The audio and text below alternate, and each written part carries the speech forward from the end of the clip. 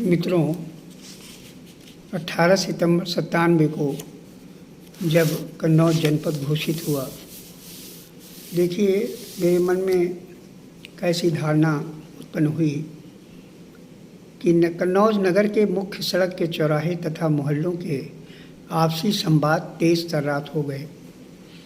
घंटों घंटों की तरुणाई बहस करती है और फिर गुम हो जाती है ऐसे दृश्यों की ओर जहां उनका आनंद चरम सीमा पर रहता है। वैसे तो यहाँ 2 सिनेमा घर हैं, एक अंदर एक बाहर। एक के बाहर नगर के अंदर का सिनेमा घर ज़्यादा ही संवेदनशील है। जरा सा कुछ हुआ नहीं कि टकराने लगती है परंपराएं। हाँ, इतना तो विकास के नाम पर हुआ कि जहाँ पहले अंडे चोरी छुपे बिका करते थे, अब सरेआम सिनेमा घर और चौराहे पर धड़ल्ले से बिकते हैं। इस धड़ल्ले से बिकने वाले अंडों से जात बिरादरी आड़े नहीं आती। उच्च कुलीन लोग बड़े चाव से आलू की तरह खाते हैं। जो बेचारे नहीं खा पाते वह इनकी निःशुल्क गंध से सराबोर हुए बिना नहीं बच पाते। अभी स्वतः स्फूर्ति की अवस्था है, इसलिए तरुणियों का वर्ग सड़क पर कम दिखाई पड़ता है। सच तो यह है कि जनसंख्या इस नगर की इतनी बढ़ रही है कि यह पहचानना कठिन हो गया है कि यह यहाँ का है या बाहर का।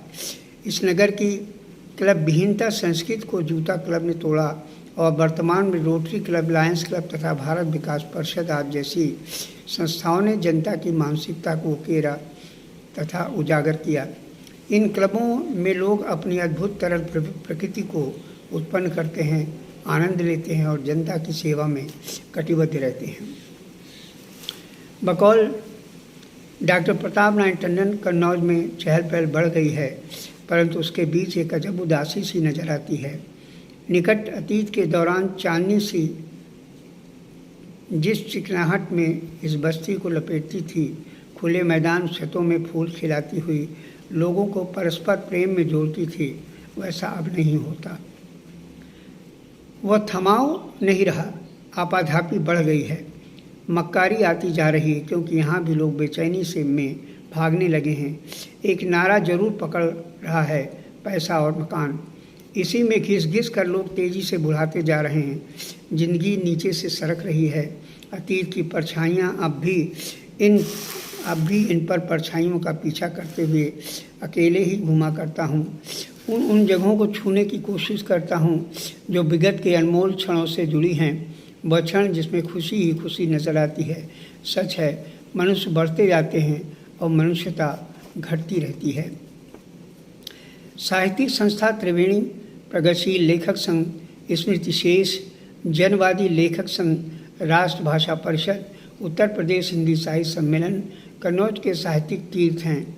साहित्यिक चर्चाएं गर्म रहती हैं। हर माह कवि गोष्ठी, विचार गोष्ठी में बैठकर साहित्यिक दिशा का निर्धारण आज भी करते हैं। वहीं पिछलग्गू साहित्यकार बनने की इस होड़ में साहित्यिक प्रकाशन के नाम पर संपादन, कवि गोष्ठियों तथा कवि सम्मेलन करते फिरते हैं। प्रकाशनी हिंदी निधि भी कन्नौज जनपद के कवियों और साहित्यकारों को उछालने में लगी हुई है।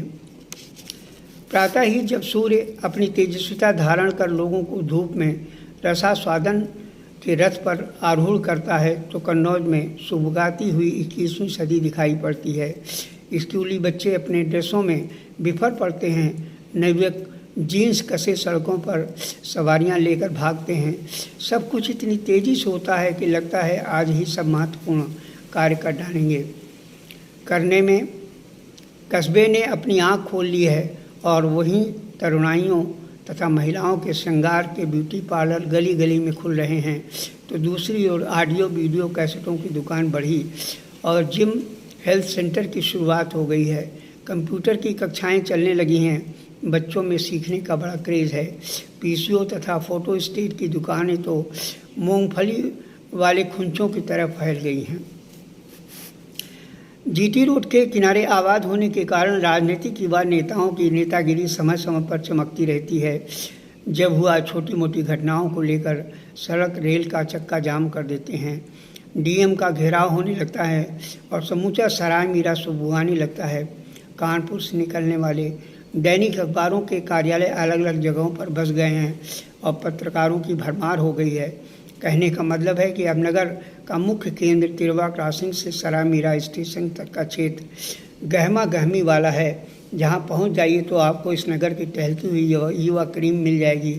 भला ही उनके पास आपका काम बने न बने, कंप्यूटराइजिंग प्रिंटिंग की दुकान यहाँ कोई नहीं है, पर आप अपनी कोई चीज़ छपवाना चाहते हैं तो वहाँ के प्रेस मालिक घर बैठे ही छपा छपाया मैटर दे सकते हैं। क्या कुछ नहीं है इस नगर में? अब सभी पश्चिमी सभ्यता के तकनीकी साधनों प्रसाधनों का बीजारोपण हो चुका है। फूलने फलने की बस देर है।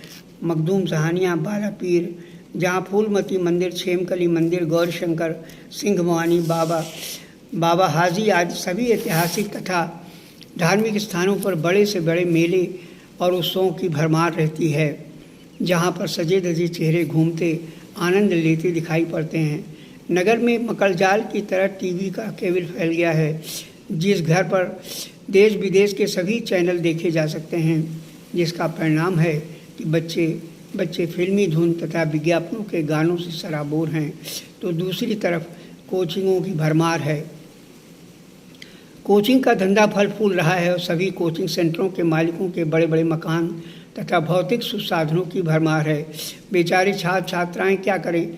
नहीं पढ़ें तो उन्हें प्रयोगात्मक परीक्षा में नंबर नहीं मिलते। जिसके नंबर कम हो बस समझ लीजिए कि उसने कॉलेज के अध्यापक की कोचिंग नहीं ली। अब विद्यादान कुछ व्यावसायिक धुन पर चलने लगा है, जहाँ कहते हुए सुना जाता है कि घोड़ा घास से यारी करेगा तो खाएगा क्या। पंचनद की गोद में ये बसा नगर कितना भी पाश्चात्य सभ्यता में खो रहा हो, किंतु यहाँ के लोगों की धार्मिक भावना प्रबल है। पर्दों पर रामायण का अखंड पाठ बहुत होता है। पर्वों पर रामायण का अखंड पाठ बहुत होता है। रमज़ान के महीने में सभी मुस्लिम भाई रोज़ा रखते हैं, नमाज पढ़ी जाती है तथा नवरात्र में दुर्गा पूजा, गणेशोत्सव का साप्ताहिक कार्यक्रम संपन्न होने लगा है। समय समय पर धार्मिक सत्संग भी होते हैं, जहां महिलाओं की भीड़ अधिक दिखाई पड़ती है। बाबा हाजी का उर्स दूर दूर तक प्रसिद्ध है, जो 3 दिनों तक भीड़ की भरमार में खोया रहता है। ये सब कार्यक्रम यहाँ के लोगों के भारतीय अस्मिता के मजबूत आधार हैं। बकौल जन कवि गिरजा शंकर त्रिपाठी गिरजेश के शब्दों में देखिए, एक कविता है उनकी छोटी सी। साज और श्रृंगार कान कुब्ज को कहाँ लो कहों, भूषण अनेक युक्त नारियां सुजान थीं, घरन घरन घृत दृश्य दर्शत सुधार चित्र, विविध विलासिता की वस्तुएं महान थीं।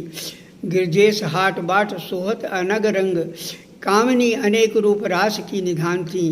52 बाजार कान कुब्ज में प्रशंसनीय, 63 सहस्त्र जहां पान की दुकान थी।